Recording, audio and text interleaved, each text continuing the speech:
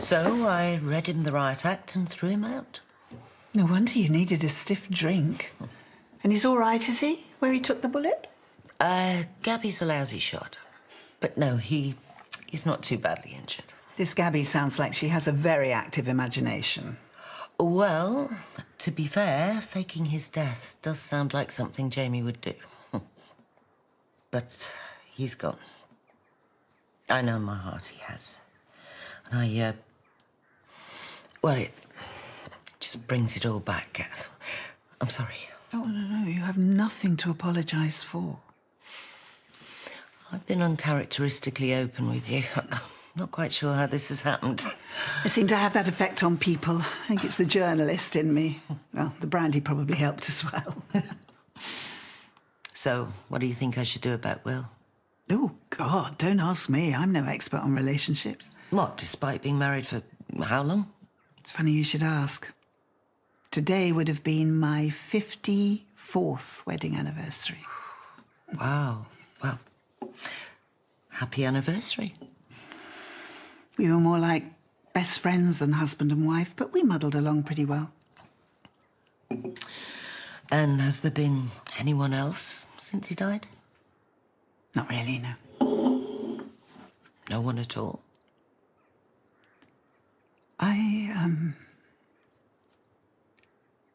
Do you know what? I could murder a cup of tea. That brandy's gone straight to my head. No, don't get up. I'll make it.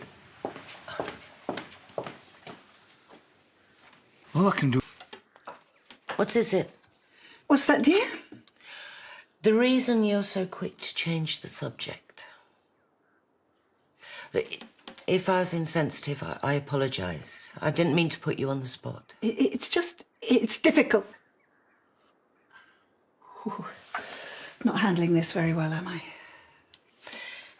Well, just so as you know, whatever we say within these walls will go no further. I moved here for 3 reasons.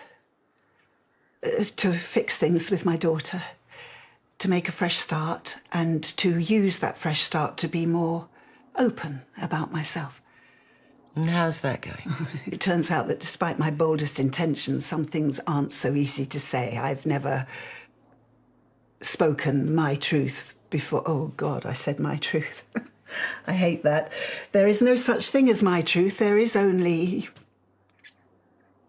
the truth. And what's that?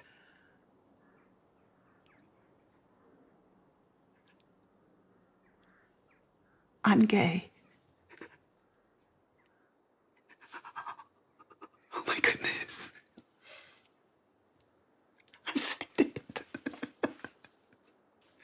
It's only taken me my whole life, but I've actually said it. Why did you not tell anyone this before? Oh, it's a long story. Then I suggest we have a refill.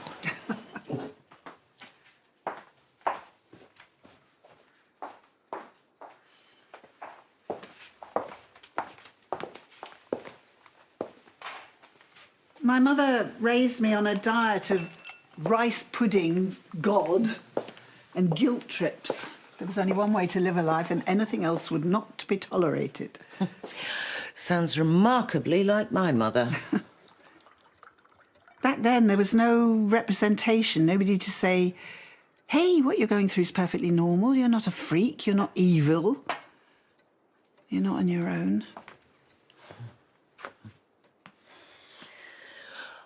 I imagine that must have been pretty scary. It was. So I took that part of me, put it in a box, buried it deep in the back of my mind. Did what every other girl my age was doing, got married, had a baby, lived a perfectly respectable life. Can't have been easy. You bury something deep enough, it becomes the norm.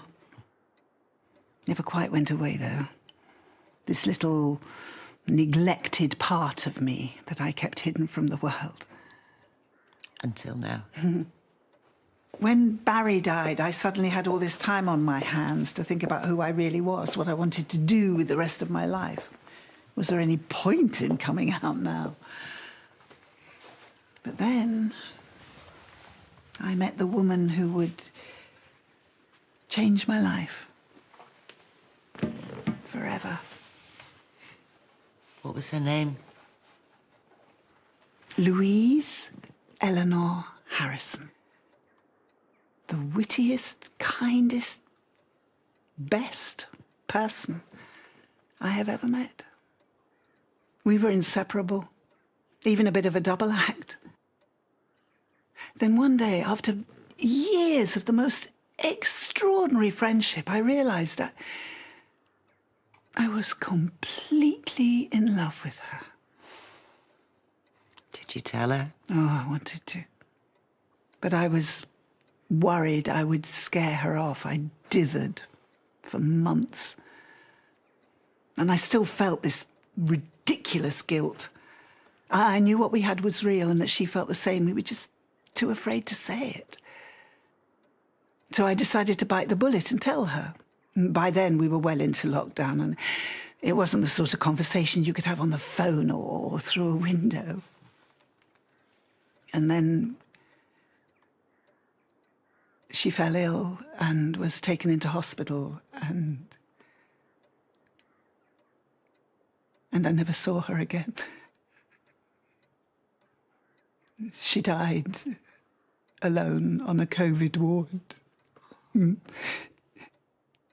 She never knew how much she was loved. I am so, so sorry. I never even got the chance to say goodbye. Well, Louise sounded like a remarkable woman. Oh, she was. And I should be telling the world about her and how wonderful she was, but instead I've hidden my love like a guilty little secret, like it's something to be ashamed of. She deserves better. Well, it's not a secret anymore. Well, I hope this is the beginning of something.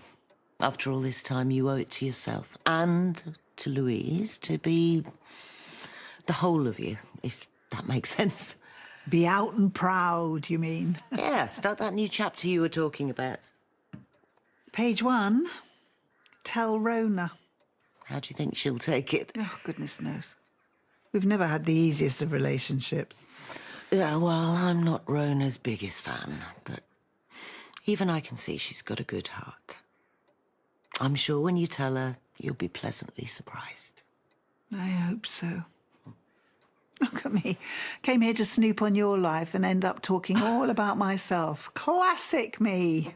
So, what are you going to do about Will? In his own way, he thought he was protecting me. And you're perfectly capable of protecting yourself. I am. Just be careful that in the process you don't let something good pass you by. I've spent most of my life hiding for fear of being hurt. Got me absolutely nowhere.